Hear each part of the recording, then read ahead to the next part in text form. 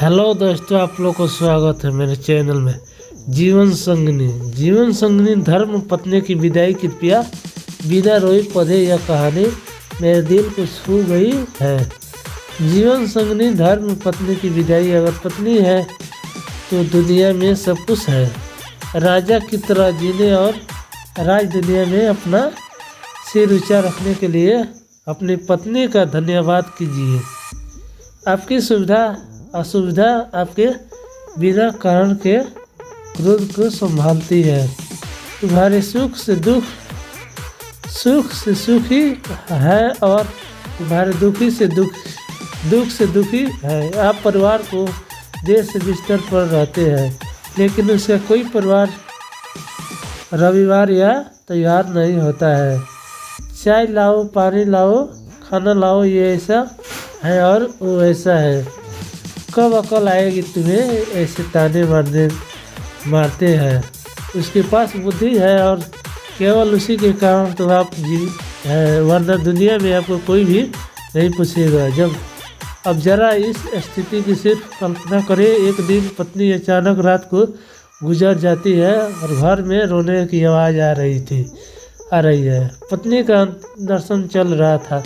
उस वक्त पत्नी की आत्मा जाते जाते जो कह रही है उसका वर्णन में अभी जा रही हूँ। अब फिर से कभी नहीं मिलेंगे तो मैं जा रही हूँ। जिस दिन शादी के फेरे लिए थे उस वक्त से साथ साथ जिए हैं, ऐसा वचन दिया था। पर अचानक अकेले जाना पड़ेगा, या मुझको पता नहीं है कि तुझे जाने दो। अपने आंगन में अपना शरीर छोड़ कर जा रही हूँ। बहुत दर्द हो रहा है मुझे, लेकिन मैं मजबूर हूँ। जब मैं जा रही हूँ मेरा मन नहीं मान रहा, पर अब मैं कुछ नहीं कर सकता हूँ। जाने दो बेटा और बहू रो रहे हैं, देखो। मैं ऐसा नहीं देख सकती और उसको दिलासा भी नहीं दे सकती हूँ।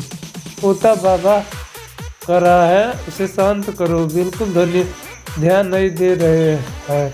हाँ, और आप भी मन मजबूत रखना और बिल्कुल ढीले ना हो मुझे जाने दो।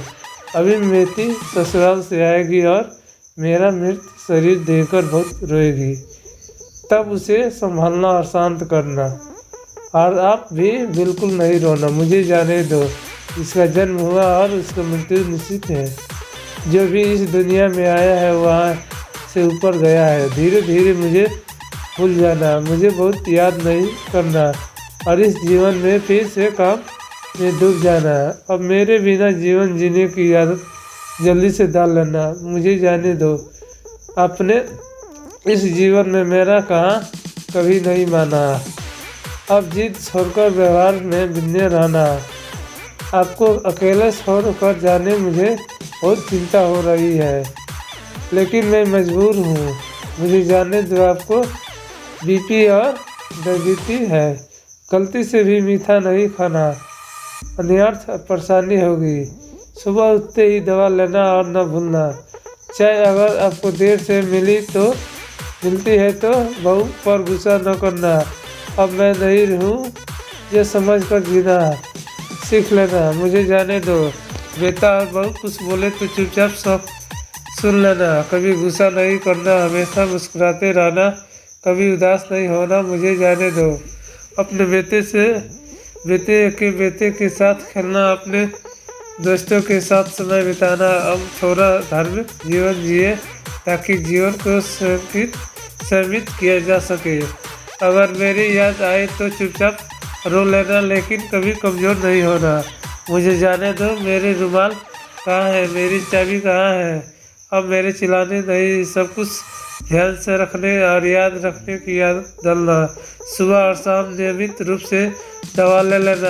अगर बहू भूल जाए तो सामने से याद कर लेना। जो भी खाने को मिले प्यार से खा लेना और गुस्सा नहीं करना। मेरे अनुपस्थित खलेगी पर कमज़ोर नहीं होना। मुझे जाने दो। बुढ़ापे की छड़ी भूलना नहीं और धीरे धीरे से चलना। यदि बीमार हो गए और बिस्तर में लेट गए तो किसी को भी सेवा करना पसंद नहीं आएगा। मुझे जाने दो।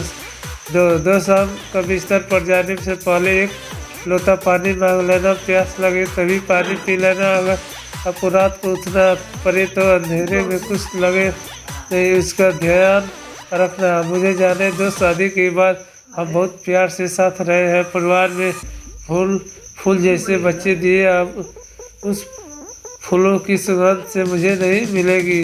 मुझे जाने दो, उठो, सुबह हो गई।